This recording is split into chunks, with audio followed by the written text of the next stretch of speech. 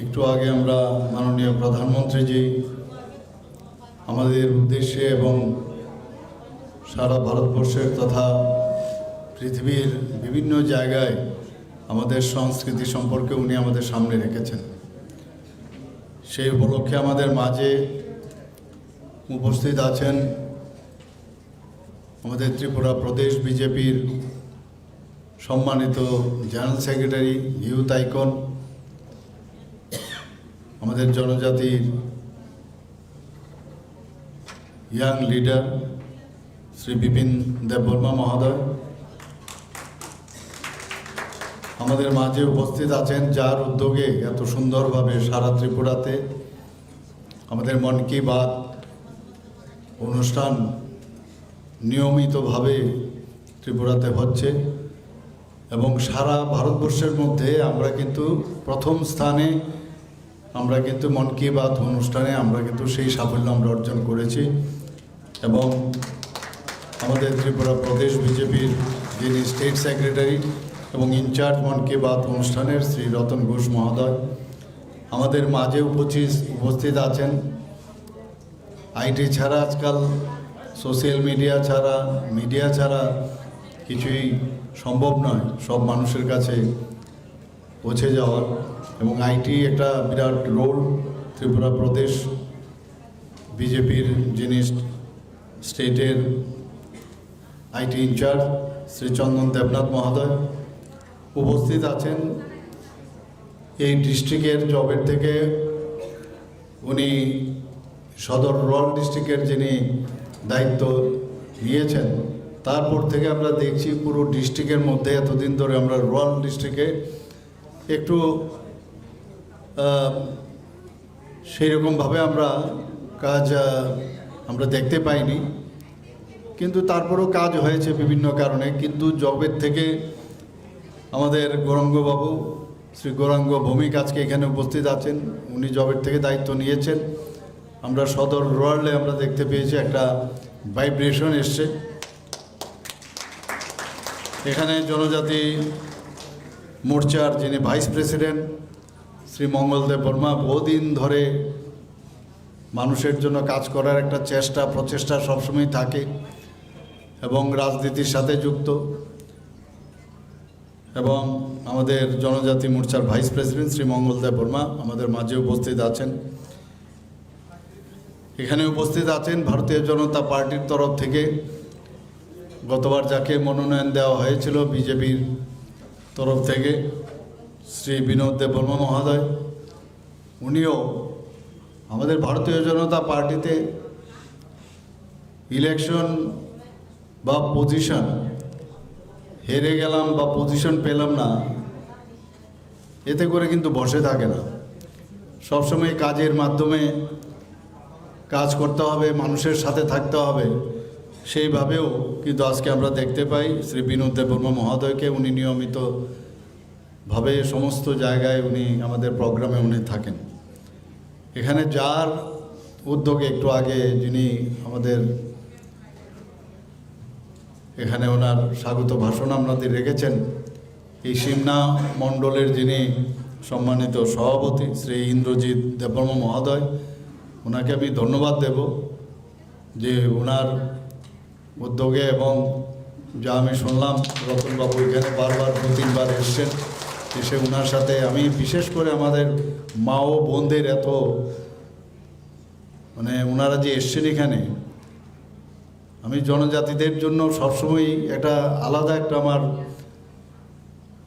একটা ইচ্ছা যে ওনাদের যে এতদিন ধরে জনজাতিদের যে অনেক উন্নয়নের নামে অনেক কিছু অনুন্নয়নই দেখেছি আমরা, এবং ভুল দেখানোর যে একটা প্রবণতা, তার থেকে মুক্তি দেওয়ার জন্য আমি এবং আমার সরকার, আমাদের পার্টি, আমরা কিন্তু সেটা চেষ্টা করছি। মাননীয় প্রধানমন্ত্রীজিও সেই দিশায় চলছে।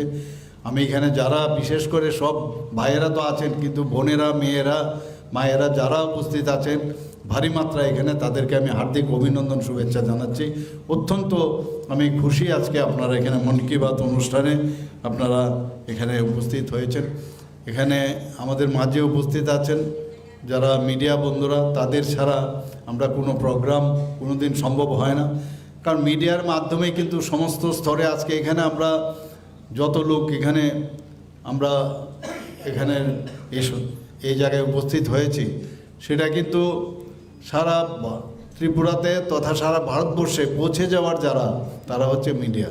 তো মিডিয়া বন্ধুরা এখানে উপস্থিত আছেন, সবাইকে আমি এখানে উপস্থিত থাকার জন্য, মন কি বাত অনুষ্ঠানে উপস্থিত থাকার জন্য আমি সবাইকে ধন্যবাদ এবং নমস্কার জানাচ্ছি। আমি যখন এখানে ঢুকছিলাম, সাথে সাথে আমি দেখছিলাম মাননীয় প্রধানমন্ত্রী যে আমি সাধারণত একটু আগেই পৌঁছে যাই, কিন্তু রাস্তার কারণে টাইমটা ওরা বুঝতে পারেনি। তো যাই হোক, যখন ঢুকছিলাম ঠিক ওই সময় 11টা 1 মিনিট আমি যখন ঢুকি, সাথে সাথেই মাননীয় প্রধানমন্ত্রীজির মন কি বাত অনুষ্ঠান শুরু হয়ে গেল।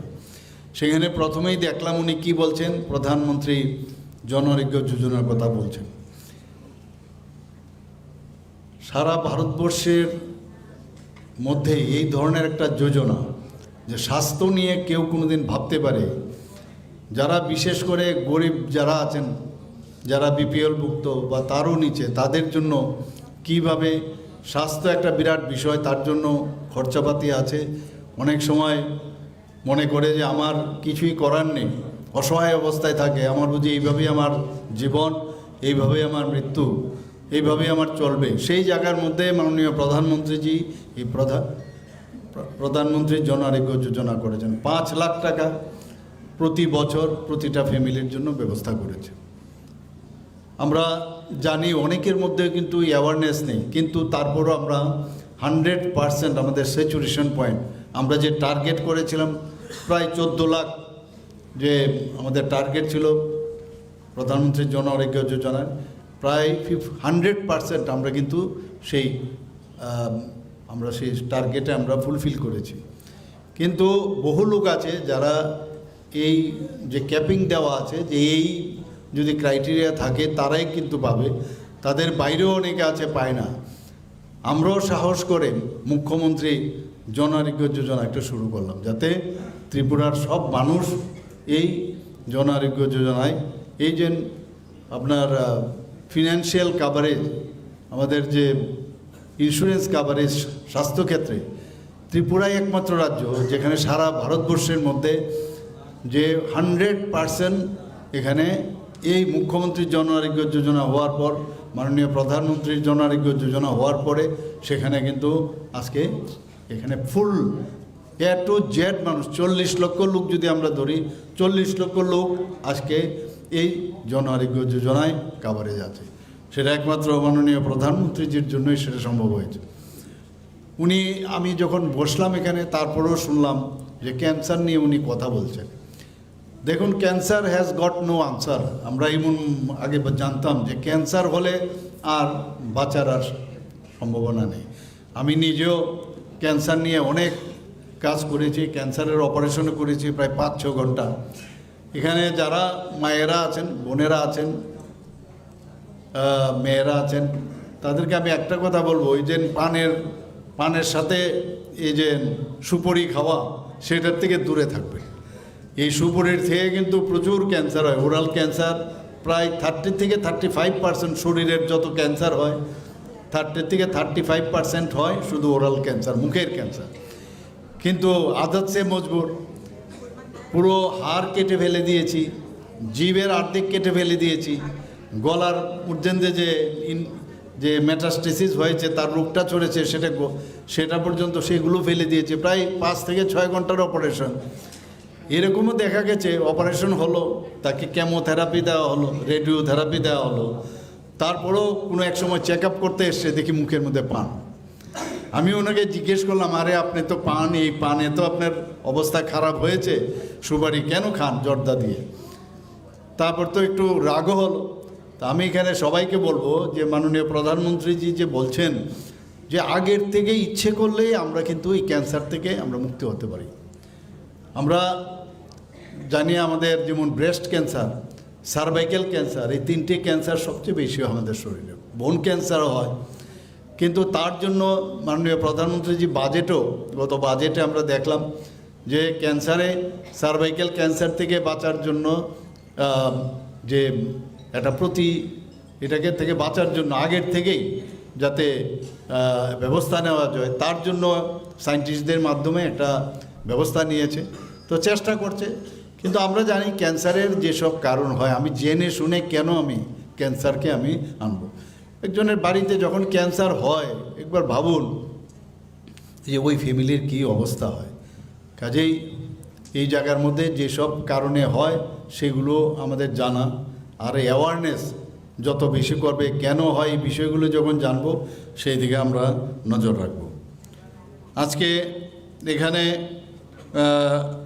যে একটু আগে মাননীয় প্রধানমন্ত্রীজি বলছিলেন যে যদি কেউ মনে করে যে আমি এই কাজটা করব, করা যায়। উনি উদাহরণ দিয়ে বলছেন যে कोई अगर ठान ले तो कुछ भी कर सकता है। তো উনি একটা যারা একটা মিউজিক ইনস্টিটিউশনের কথা এখানে বলা হয়েছে যে কি ইন্ডিয়ান ইনস্টিটিউট অফ সায়েন্স, সেখানে গীতাঞ্জলি নাম দিয়ে সেটা করেছেন। এবং আজকে এই যে কি সুন্দরভাবে ওরা গান করছিল, কিভাবে মিউজিককে আরও নতুনভাবে সেটাকে মানুষের মধ্যে শেখানো যায় ছোটো ছোটো ছেলে মেয়েদের, এটা কিন্তু কেউ ভাবেনি। কয়েকজন মিলে ওটা শুরু করেছিল। আমরা এটাও দেখলাম এক জায়গার মধ্যে যেখানে কোনোদিন কৃষির কাজে ব্যস্ত ছিল না, সেখানে এফপিও করেছে। সেই এফপিওর মাধ্যমে মানে প্রচুর লোক এখানে মাসে যা দেখা গেলো প্রায় 2 লাখ টাকা 3 লাখ টাকা তাদের রোজগার হচ্ছে। সেখানে টমেটোর থেকে এফপিও বানিয়ে তাদের মধ্যে তারা কাজ করছে। আজকে আমরা দেখলাম ভাষা নিয়ে অনেকে অনেক কথা বলে, আজকে ভাষা নিয়ে অনেকে অনেক কথা বলে। এবং আমরা দেখুন ককবরকের যে উন্নয়ন, তার জন্য এই গভর্নমেন্ট ককবরক নিয়ে কিন্তু আমরা সাংঘাতিকভাবে চেষ্টা করছি। ভাষার সাথে ককবরক এই সরকার আসার পর যেভাবে জনজাতিদের জন্য চিন্তা ভাবনা করছে, এর আগে কেউ করেনি। আমরা ককবরককে উন্নয়ন করার জন্য, মণিপুরি ভাষাকে উন্নয়ন করার জন্য, অন্যান্য যেসব সংখ্যালঘু ভাষা উন্নয়ন দপ্তরের মাধ্যমে আমরা তারও ব্যবস্থা করছি। আমাদের যে সমস্যা সেটা হচ্ছে আমরা যেটা বলছি যে 8th শিডিউলের মধ্যে কোনো অবস্থায় মানে যেটা আগামী দিন আগামী ভবিষ্যতে যেটাকে মান্যতাই থাকবে না, আমরা হারিয়ে যাব আমাদের জনজাতিদের। আমরা বলছি আমাদের কৃষ্টি সংস্কৃতিকে আমরা হারাতে চাই না। তো যদি না আমরা হারাতে চাই, তো আমাদের যেভাবে আমাদের মায়েরা বোনেরা সুন্দর সুন্দর এই যে পাঁচরা বানায় বা এই যে রিসা বানায়, তো এইগুলো তো আমাদের জন্য একটা গর্বের বিষয়। সেটাকে নিয়ে আমরা সারা পৃথিবীর মধ্যে আজকে জিআই ট্যাগ পেয়েছি। তা আমরা কেন অন্য জায়গার থেকে এনে আমরা স্ক্রিপ্ট আমরা ব্যবহার করব? আমাদের একদম স্ট্যান্ড ক্লিয়ার যে কোনো অবস্থায় আমরা স্ক্রিপ্ট ককবরককে আমরা যত উঁচুতে আমরা উঠাতে পারি আমরা উঠাবো। যদি আমাদের চাকমারা যদি তাদের স্ক্রিপ্ট থাকে, তাহলে কেন আমরা আরেক বিদেশি স্ক্রিপ্ট আমরা নেব? অনেকে অনেক যুক্তি দেখাবে, এমুক জায়গায় তেমুক আছে, এমুক জায়গায় তেমুক আছে। এইগুলো কেন আমি এমুক জায়গায় আছে তা আমি ওইভাবেই চলবো? ওই জায়গায় কেন আছে, ওইখানকার যে হিস্টোরিক্যাল বিষয় আছে তারা জানে। আমরা আমাদের মতো চলবো। নেক্সট যে জেনারেশন আছে তাদের কাছে যখন আপনি বলবেন যে এটা আমাদের সৃষ্টি, আজকে ইনোভেটিভ আইডিয়ার কথা বলছেন মাননীয় প্রধানমন্ত্রীজি। আজকে আমি বলছি না যে আজকে এখানে দেখুন তামিলনাড়ুর যে কথা বললো, তামিলনাড়ু একদম ভারতবর্ষের মধ্যে সবচেয়ে পুরনো যে ভাষা সেটা তামিলনাড়ুর কথা মাননীয় প্রধানমন্ত্রীজি বলছেন। আমি দরকার পড়লে আমার দেশের যে ভাষা বা স্ক্রিপ্ট আছে সেটাকে আমরা ব্যবহার করব বা নিজেরা তৈরি করতে। আমাদের মধ্যে জনজাতিদের মধ্যে বিজ্ঞানের অভাব নেই, আমার কাছে প্রচুর। আমাদের সরকার আসার পর 60 জন আমরা জনজাতি 2019 থেকে 2024 পর্যন্ত এক নাগারে পদ্মশ্রী আমরা দিয়েছি। একমাত্র সম্ভব হয়েছে মাননীয় প্রধানমন্ত্রী। আমাদের মাননীয় প্রধানমন্ত্রীজি জনজাতিদের উন্নয়নের জন্য ভাবুন যে শুধু তাই না, খালি কাজে করলাম, ইউজ করলাম আর ইউজের পরে আর চিন্তা করলাম না, এরকম না। আজকে সারা পৃথিবী মানে কোনো দিন যেটা হয়নি, একজন মহিলা ওনাকে আজকে রাষ্ট্রপতি বানিয়েছেন। মহিলা, আমাদের এক তো মহিলা, তার উপরে আবার অত্যন্ত অযোগ্যের লোক, এবং ওনাকে আমাদের দ্রৌপদী মুর্মুজিকে রাষ্ট্রপতি বানিয়েছেন। আমাদের এই ত্রিপুরার থেকে রাজ পরিবারের সদস্য জিষ্ণুদেব বর্মাকে আজকে ত্রিপুরার কোনোদিন কেউ গভর্নর হয়নি, ওনাকে তেলেঙ্গানার মতো বড় একটা রাজ্যের মধ্যে উনি সম্মান দিয়েছেন, গভর্নর বানিয়েছেন। তো ভাবা যায় কোনো দিন? সমস্ত জায়গায় একের পর এক আমরা তো রোজ ভাষণে বলি যে আমরা করছি, মহারাজাদের নাম, আমরা মহারাজাদের মানে তাদের কীর্তির কথা আমরা সবাই জানি, ওনাদের যে সব মানে কাজ করেছেন এখানে, সেই কাজের উপরে সম্মান আমরা এয়ারপোর্ট থেকে আরম্ভ করে কামানচমনের এখানে অনেক, এগুলো আর বলার অপেক্ষা রাখে না। তো সত্যিকারের অর্থেই আমরা যেভাবে আমরা জনজাতিদের উন্নয়নের কথা বলছি এবং আগামী দিন আমরা করব, যে যতই বাধা আসুক জনজাতিদের উন্নয়ন আমাদের করতে হবে লাস্ট মাইল অবধি। আমাদের যেখানে জল নেই, জল পৌঁছানোর আমাদের দায়িত্ব। বহু জায়গায় জলের সমস্যা আছে, সোর্স নেই, কী করব? তো সেখানে ইনোভেটিভ আইডিয়ার মাধ্যমে কীভাবে জল সংরক্ষণ রাখা যায়, ছড়ার জলকে এক জায়গায় রেখে সেটাকে পিউরিফাই করে উপরে ট্যাঙ্কের মধ্যে নিয়ে আবার জল পৌঁছানো যায়। এবং আগে একটা সময় ছিল ধলাই অ্যাসপিরেশনাল ডিস্ট্রিক্ট, কোনোদিন অ্যাসপিরেশনাল ব্লক অ্যাসপিরেশনাল ডিস্ট্রিক্ট করে আগে করেনি। আমাদের সরকার আসার পর অ্যাসপিরেশনাল ডিস্ট্রিক্ট মানে তার জন্য স্পেশাল কি করা যায় তার চিন্তা ভাবনা করছে। সেখানে আমরা সেই অ্যাসপিরেশনাল ডিস্ট্রিক্টে আমরা 10%, যেখানে সমস্ত ডিস্ট্রিক্টে যেসব জায়গার মধ্যে নর্মাল ডিস্ট্রিক্ট আছে তার থেকে 10% আরও বেশি সেখানে আমরা খরচ করছি। আজকে যে ন্যাশনাল হাইওয়ে এতগুলো হচ্ছে সমস্ত জনজাতি অধ্যুষিত এলাকা দিয়ে যাচ্ছে, এবং সেখানে যখনই সেই রাস্তা বড় করতে হয়, তো অ্যাকুইজিশন করতে হয় সেখানে, তো সেই জায়গার মধ্যে পয়সাটা কিন্তু জনজাতি আমাদের যারা ভাই বোনেরা আছেন তাদের কাছে সেই পয়সাটা যাচ্ছে। আমরা দিল্লিতেও দেখুন এবারও হচ্ছে, বেশিরভাগ আমাদের যখন কোনো রকম এই 26শে জানুয়ারিতে যখন টেবলু বেরোয়, আমরা জনজাতির যে কালচার সেটাকে নিয়ে কিন্তু সেখানে আমরা এটা পরিবেশন করি। গতবারও আমরা দেখেছি, আমরা সারা ত্রিপুরা, সারা ভারতবর্ষের মধ্যে আমরা সেকেন্ড হয়েছি সেখানে, এই 14 দেবতার যে বাড়ি সেটাকে সামনে রেখে। এবারও সেইভাবে আমরা চিন্তা ভাবনা করছি।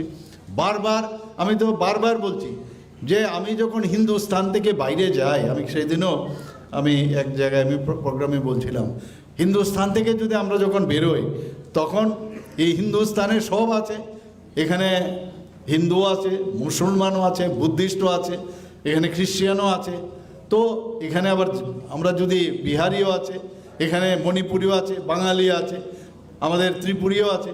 তো যদি বাইরে যায় তাকে আমরা বাইরে যখন যাই আমরা কি বলি? আমরা হিন্দুস্তানি বলি কি না? হিন্দুস্তানি। তো আমি যদি ত্রিপুরাতে আমি বাস করি, আজকে ত্রিপুরী যারা আছেন ওরা তো শুধু ত্রিপুরার না, ত্রিপুরার বাইরেও তো গারো আছে, এখানে চাকমা আছে, অন্যান্য আরও সাব ট্রাইবস আছে। তো এরা তো সবাই ত্রিপুরী না, কিন্তু আমরা ত্রিপুরার থেকে এসেছি। আমি বাঙালি হয়ে বাইরে গেলে আমি বলবো আমরা ত্রিপুরী। যদি হিন্দুস্তান থেকে বাইরে গিয়ে আমরা হিন্দুস্তান বলি, তা আমরা কেন ত্রিপুরী হব না? তো এই ধরনের একটা ভ্রান্ত ইউনিটি ইন ডাইভার্সিটি, মাননীয় প্রধানমন্ত্রীজি বলেছেন যে এত সুন্দর আমরা এই দেশ, সেটাকে ইউনিটি ইন ডাইভার্সিটি, আমরা মানে এত বৈচিত্র্যের মধ্যে আমরা সবাই এক, এবং একে পার্ট ডিভাইড করে মানুষকে ভুল বুঝিয়ে সেগুলো করছে। আমরা চাই আমাদের এখানে, আপনারা সবাই জানেন যে আমাদের ক্যাবিনেটে আমরা ডিসিশন নিয়েছি। কী ডিসিশন নিয়েছি? যে আমাদের যে জনজাতিদের জন্য যে স্কিমগুলো করি সেগুলো যেন ডিস্ট্রিক্ট লেভেলে, সাব ডিভিশনাল লেভেলে দেখতে পাই, ভালো করে একজন অফিসারকে খালি দিয়েছি। এইবার আমরা ক্যাবিনেটে ডিসিশন নিয়েছি, সাব ডিভিশনাল লেভেলে আমাদের যে টিসিএস লেভেলের অফিসার দিয়েছি, ডিস্ট্রিক্ট লেভেলেও টিসিএস অফিসার আমরা দিয়েছি। শুধু তাদের কাজ হবে যাতে জনজাতি যারা স্কিমগুলো আছে যদি যায় কেউ, সাথে শুধু ওদেরই কাজ হবে। আমরা এই সরকার আসার পর আমরা প্রথম এই জনজাতিদের এই যারা সমাজপতি আছেন তাদেরকে 2000 টাকা করে কিন্তু আমরা ভাতা দিয়েছি। এবং পরবর্তী সময়ে আমি কিছুদিন আগে যখন ক্যাবিনেটে আমরা কথা বললাম যে 2000 টাকা কেন, তাদেরকে 5000 টাকা করে। তো কারণ এটা একটা ভাতা না, এটা একটা সাম্মানিক, সমাজের জন্য কাজ করছে, তাদের কেন আমরা বাড়াবো না? 5000 টাকা করেছি।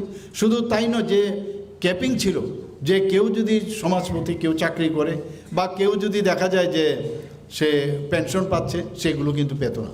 আমরা এই কিছুদিন আগে ক্যাবিনেটে আমরা ডিসিশন নিলাম যে না, এই ক্যাপিং উঠিয়ে দেব।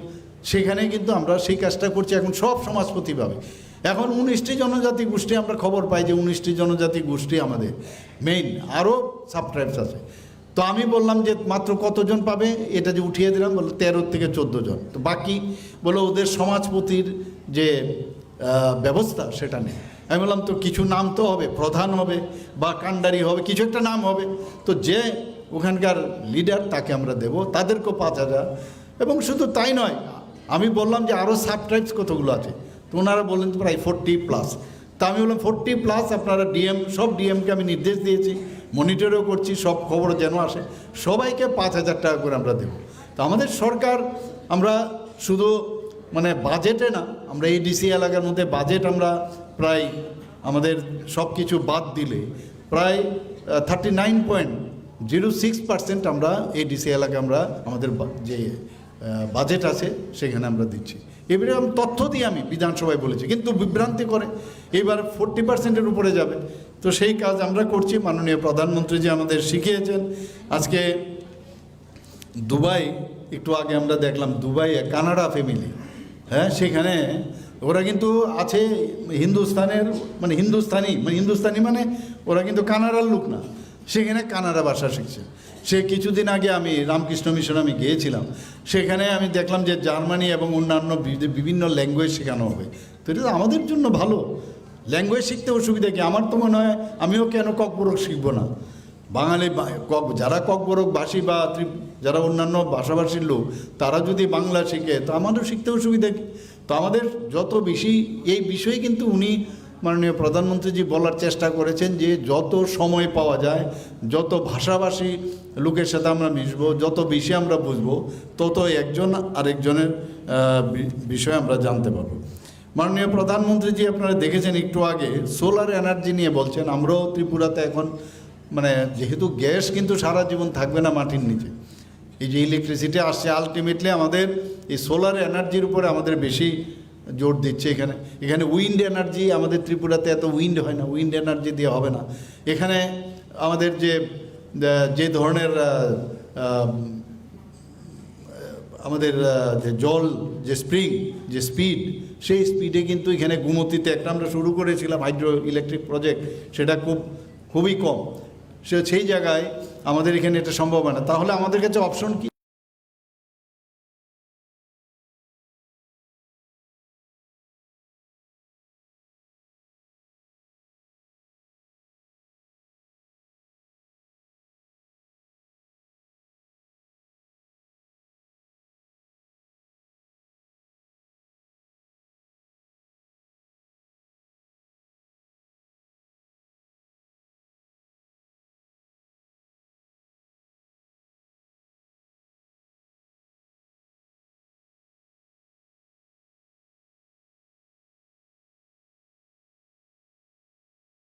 আমরা ত্রিপুরাতে অলরেডি অনেক আমাদের ডিপার্টমেন্ট, পাওয়ার ডিপার্টমেন্ট থেকে প্রচুর কাজ করছে এখানে। আমরা এটাও দেখলাম যে জম্মু অ্যান্ড কাশ্মীরে যে rich cultural and historical heritage, আমাদের ত্রিপুরাতে এত সুন্দর সুন্দর, আমি বিভিন্ন জায়গায় এখন যেতে হয়, সেখানে আমাদের জনজাতিদের যে হিস্ট্রি এবং তার যে মানে কৃষ্টি সংস্কৃতি এত সুন্দর, এত ভালো, মানে সেইগুলোকে আমরা যাতে হারিয়ে না যায়, আমাদের সরকার সেইভাবে আমরা কাজ করছি। আমরা এখানে যারা একটু আগে আমরা দেখলাম উড়িষ্যার এক ভদ্রমহিলা, মাননীয় প্রধানমন্ত্রী কোথার থেকে সব বের করেন, আমাদের 75 সীমান্ত গ্রাম বীরকা নাম মাননীয় প্রধানমন্ত্রী দিয়েছে। আমাদের ত্রিপুরার বহু লোক মানে দেশের স্বাধীনতার সাথে কিন্তু যুক্ত ছিল। আবার বহু লোক আছে যারা বিএসএফে চাকরি করে, আর্মিতে চাকরি করে, টিএসআরের কাছে কাজ করে, কোনো না কোনো গ্রামের থেকে আসে। তারা দেশের জন্য, দেশের অখণ্ডতা, দেশকে সুরক্ষার জন্য ওরা বলিদান হয়েছেন। তাদের নাম বিভিন্ন গ্রামে 75 বছর যখন পূর্ণ হয়েছিল, তখন আমরা কিন্তু ফলকের মধ্যে ওনাদের নাম আমরা খোদাই করেছি।